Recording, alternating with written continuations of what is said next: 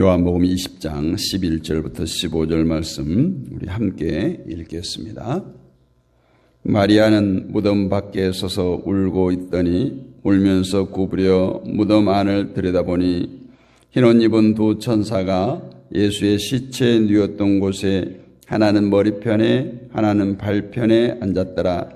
천사들이 이르되 여자여 어찌하여 우느냐? 이르되 사람들이 내 주님을 옮겨다가 어디에 두었는지 내가 알지 못함이니이다. 이 말을 하고 뒤로 돌이켜 예수께서 서 계신 것을 보았으나 예수이신 줄을 알지 못하더라. 예수께서 이르시되 여자여 어찌하여 울며 누구를 찾느냐 하시니 마리아는 그가 동산지기인 줄 알고 이르되 주여 당신이 옮겼거든 어디 두었는지 내게 이르소서. 그리하면 내가 가져가리이다. 아멘. 할렐루야. 오늘 제목을 마리아의 울음 이렇게 정했는데 별로 우리가 설교를 하거나 말씀 묵상할 때 이 마리아가 우는 것에 대해서 별로 집중하지 않습니다. 오늘 내용을 보면 안식 후 첫날에 마리아가 예수님의 무덤으로 달려옵니다. 그리고 무덤 입구를 막아놓았던 돌문이 치워져 있는 것을 보고 달려가서 그 사실을 제자들에게 말합니다.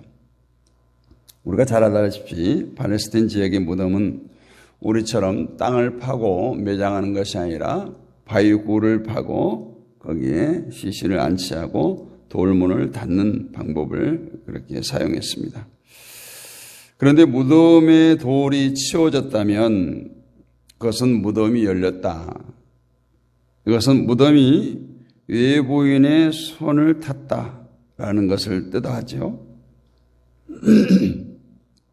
그래서 마리아는 돌아가서 제자들에게 그 사실을 알렸습니다.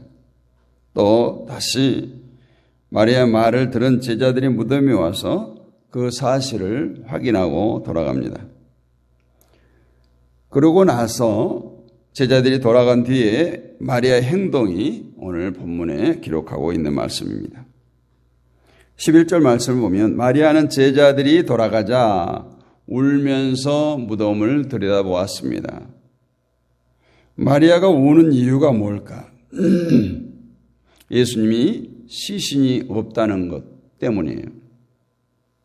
사실 성경적으로 생각해 보면 예수님의 시신이 없다는 건 전혀 울 일이 아니죠. 오히려 그 무덤에 예수님의 시신이 있는 것, 예수님의 시신이 그대로 있는 것이 울 일이죠.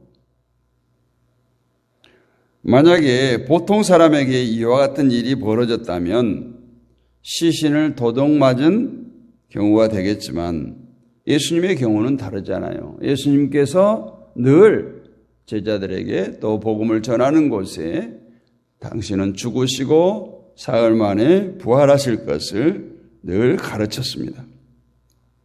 예수님의 경우는 이처럼 부활하셨기 때문에 시신이 없어진 거예요.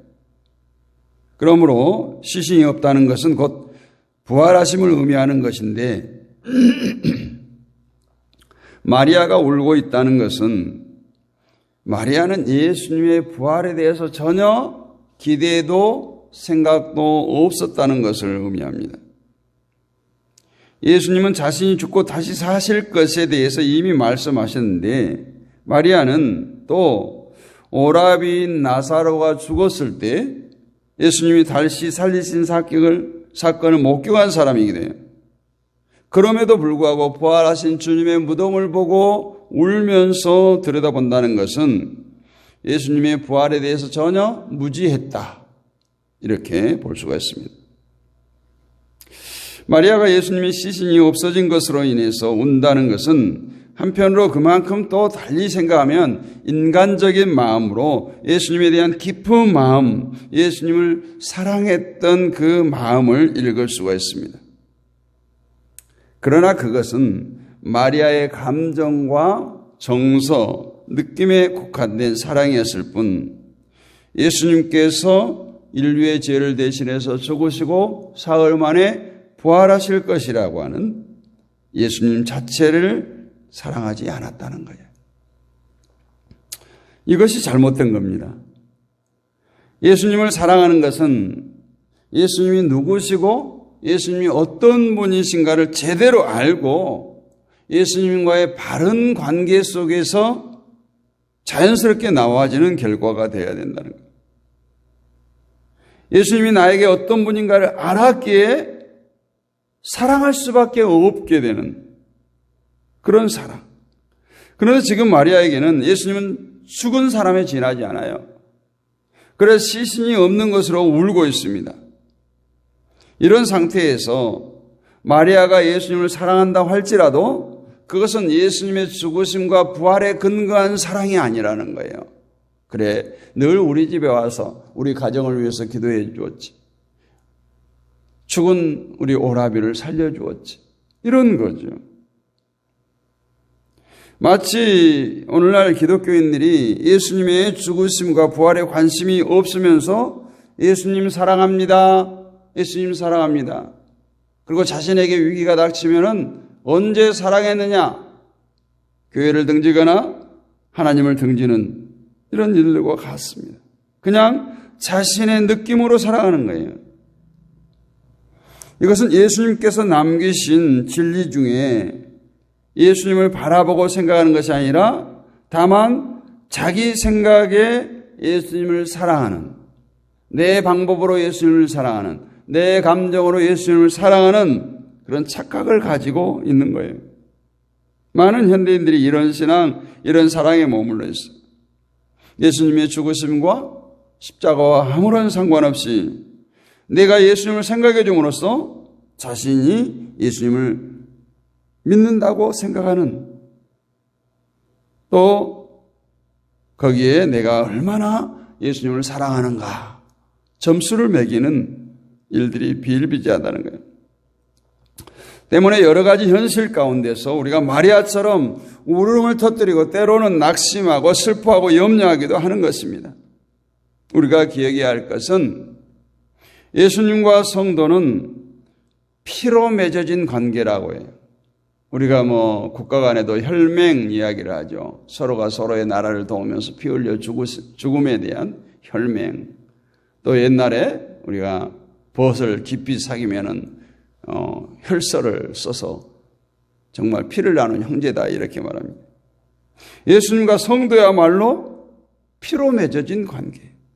그리고 예수님의 피가 나에게 무엇을 의미하고 있는가를 바르게 이해할 때 주님께서 내게 베푸신 은혜에 대한 감사함이 우리 안에 주님을 사랑하는 자로 살아가게 되는 거죠.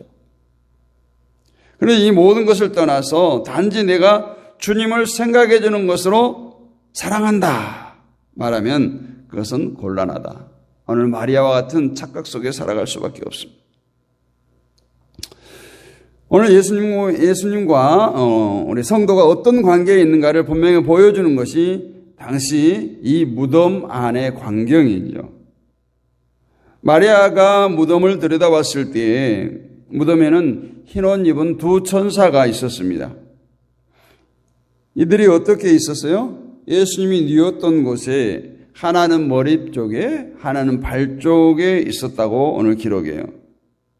그리고 천사들이 마리아에게 왜 우느냐고 물어봅니다. 이것은 마리아가 우는 이유를 알고 싶은 것이 아니에요. 왜 우느냐 하는 것은 울 필요가 없는데 왜 우느냐 하는 거예요. 마리아가 울 필요가 없는 이유는 예수님께서 부활하셨기 때문에 울 필요가 없다라는 거예요. 단순히 다시 생존해 계시는 것이 아니라 죽으시고 부활하심으로써 사망에 처한 우리들을 구원해 주신 엄청난 구원의 선물을 안겨주신 거예요. 그러기에 울 필요가 없다는 거예요. 천사가 하나는 머리편에 하나는 발편에 앉아있는 모습은 어쩌면 구약의 속죄소와 같은 모습이기도 합니다. 속죄소는 법궤를 덮은 그 뚜껑을 의미하죠. 시은소라고 말하기도 하는데 당시 이스라엘이 하나님께 제사를 드릴 때 희생제물의 피를 가지고 지성소로 들어와서 법궤의 뚜껑인 속죄소에 피를 뿌림으로써 이스라엘의 죄를 용서받았던 거예요. 근데 그 속죄소 뚜껑 양 끝에는 두 그룹, 즉 천사가 있었는데 어쩌면 오늘 예수님의 무덤의 광경이 구약의 속죄소의 모습과 같았다. 그것을 보여주고 있다라고 우리는 볼 수 있는 것입니다. 결국 무덤의 광경은 죄인으로서 내가 주고 들어가야 할 그 무덤에 어린 양이 대신 죽으심으로써 죄를 용서받았음을 보여주고 있는 것이 이것이 십자가예요. 그런데 마리아는 예수님의 죽으심도 부활도 이해할지를 못합니다. 예수님의 그 십자가에서 피 흘리심이 자신과 어떤 연관이 있음을 모르고 있어요.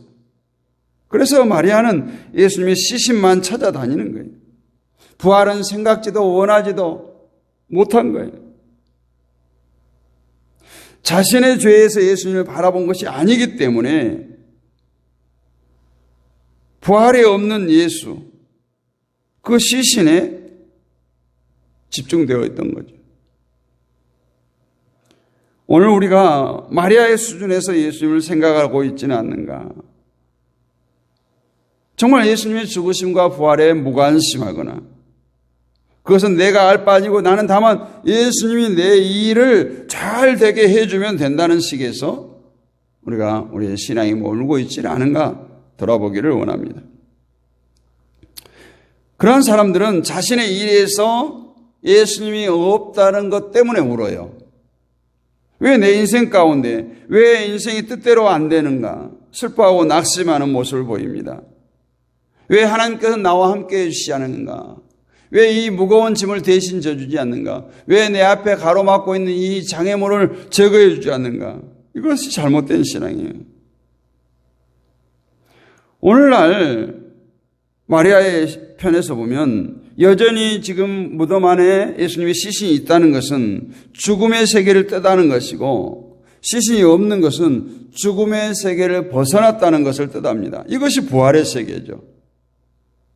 그러므로 부활의 세계는 죽음이 없는 생명의 나라예요. 죽음조차도 우리를 정을망으로 이끌어가지 못하는 생명의 나라. 바로 성도가 이런 나라를 살아가는 것입니다. 생명의 나라는 생명에 있는 곳은 부활하신 예수 그리스도께서 살아계시고 역사하시고 간섭하시고 다스리는 그런 나라예요. 그러므로 이러한 나라에는 염려와 걱정과 근심과 눈물이 없습니다. 우리는 천국을 얘기하면서 걱정, 근심, 슬픔이 없다고 얘기해요. 그렇잖아요?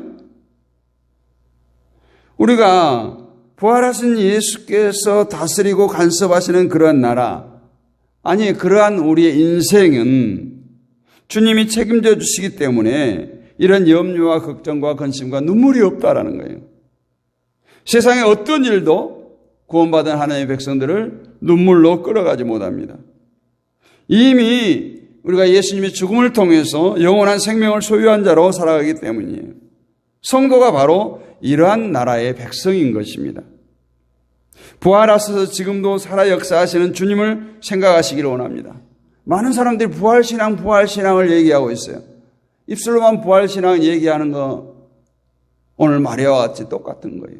여전히 내 인생에 필요한 주님의 시신을 찾고 있는 것 같다. 부활신앙은 뭐예요? 천국의 삶을 누리는 거예요. 이 땅에 살면서도 정말 죄와 슬픔과 죽음과 아픔과 이 모든 것들이 없는 걱정, 근심, 염려가 없는 삶을 사는 것. 이것이 부활신앙이고 천국의 삶을 누리는 거 아니에요? 우리가 죽어서 가는 천국이 아니에요. 제가 요한복음을 앞에서 얘기했지만 천국은 이미 너희 안에 있다라고 예수님께서 선포하셨어요. 그래서 성도는 예수 그리스도께서 우리의 인생에 개입하시고 간섭하시고 인도하심으로 인해서 든든한 삶을 사는 거예요. 감사의 삶을 사는 거예요. 기쁨이 넘치는 삶을 사는 거예요. 이러한 삶에는 울음이 절망이 없습니다. 다만 기쁨만 존재합니다. 사랑하는 성도 여러분, 또 동역자 여러분, 정말 이 부활의 주님으로 충만한 그러한 천국의 삶을 누리시기를 원합니다. 우리 인생 가운데 하나님의 백성과 하나님을 모르는 사람들과 차이점이 뭐가 있을까요? 별로 없는 것 같아요. 하나님의 백성이라고 해서 전혀 다른 세상을 살지 않습니다. 죄악된 세상에서 똑같이 살아요. 그러나 우리 안에 계시는 부활하신 주님이 계심으로 인해서 우리는 전혀 다른 삶을 사는 거예요. 우리의 소망은 이 땅에 있지 않습니다. 주님 계신 그 천국에 있기 때문에 그 천국의 삶을 맛보며 사는 것, 천국의 삶을 누리며 사는 것이 성도의 축복입니다. 오늘 빈 무덤을 바라봐. 저도 부활절 되면 옛날에 빈 무덤의 신앙이라는 그런 칼럼을 써보기도 했는데, 빈 무덤을 보고 우리가 슬퍼할 것이 아니라, 오늘 마리아처럼 빈 무덤을 보고 울 것이 아니라, 부활하신 주님께서 이 땅에 계셨을 때 나는 죽고 사흘 만에 부활할 것이다 분명히 선포했습니다. 그 믿음으로 날마다 부활의 주님으로 우리가 충만하기를 원합니다. 그리고 우리가 천국의 복된 삶을 마음껏 누리며 살아가는 저와 여러분이 되시고, 그 주님을 증거하는 제자의 삶을 살아갈 수 있도록 여러분 힘쓰고 애쓰고 누리는 축복이 있기를 주님의 이름으로 축원합니다. 거룩하신 아버지 하나님, 은혜를 감사합니다. 오늘 마리아의 울음을 통해서 우리가 정말 이 세상을 살아갈 때, 우리에게 어려움이 닥칠 때, 우리가 힘들어할 때 슬픔에 처하고 울고 나의 등 뒤에서 일하시는 그 주님을 알지 못하고 느끼지 못하고 깨닫지 못하고 살아갈 때가 참 많은 것 같습니다. 우리 인간이 연약합니다. 부족합니다. 쓰러질 수밖에 없고 비틀거릴 수밖에 없습니다. 주님 손잡아 주시옵소서. 강한 발로 붙들어 주셔서 강하고 담대한 믿음으로 아버지 하나님 나라를 이 땅에서 마음껏 누리는 우리 모두가 되게 하여 주시옵소서. 이 새벽에도 깨어 기도하는 주의 백성들이 있습니다. 주님 저들을 붙들어 주시고 축복하여 주옵소서. 이 땅에 살아갈 때 하나님의 백성들이 수치당함이 없게 하여 주옵소서. 가난하여 아버지 하나님이시여 손가락질 당하지 않게 하시고, 아버지의 물질 때문에 세상 가운데서 어려운 일 당하지 않도록 주님 붙들어 주옵소서. 부유하여서 교만치 않게 하시고 목이 곧은 백성으로 살지 않게 하시고, 하나님께 날마다 우리의 필요를 공급하여 주심을 감사하며 날마다 그 나라와 그 의를 구할 수 있는 우리 모두가 되게 하옵소서. 이 새벽에도 우리가 합심하여 부르짖을 때 하늘문을 열어주시옵소서. 아버지 하나님, 날마다 깨어 기도하는 주의 백성들, 저들의 눈물을 보시고 저들의 간구를 주여 들으시고 응답하여 주시옵소서. 날마다 나라와 민족을 위해서 기도하고 있습니다. 저 북한 땅을 위해서 기도합니다. 한국 교회를 위해서 기도합니다. 세계 평화를 위해서 기도합니다. 선교사님들을 위해서 기도합니다. 믿음의 동역자들을 위해서 기도합니다. 연약한 지체들을 안고 기도합니다. 다음 세대 우리의 자녀, 친척, 친구, 이웃을 품고 기도합니다. 우리들의 가정과 교회와 직장과 사업장을 위해서 기도합니다. 주여, 우리의 기도가 허공의 메아리가 되지 않게 하시고 땅에 떨어지지 않게 하시며 하늘 보좌를 움직이는 아버지 하나님이시여 의인의 간구가 되게 하여 주옵소서. 믿사옵고 살아계신 우리 주 예수 그리스도의 이름으로 감사드리고 기도하옵나이다. 아멘. 하늘에 계신 우리 아버지 이름을 거룩하게 하시며 아버지의 나라가 오게 하시며 아버지의 뜻이 하늘에서 같이 땅에서도 이루어지게 하소서. 오늘 우리에게 일용할 양식을 주시고 우리가 우리에게 잘못한 사람을 용서해 준 것 같이 우리 죄를 용서해 주시고 우리를 시험에 빠지지 않게 하시고 악에서 구하소서. 나라와 권능과 영광이 영원히 아버지의 것입니다. 아멘.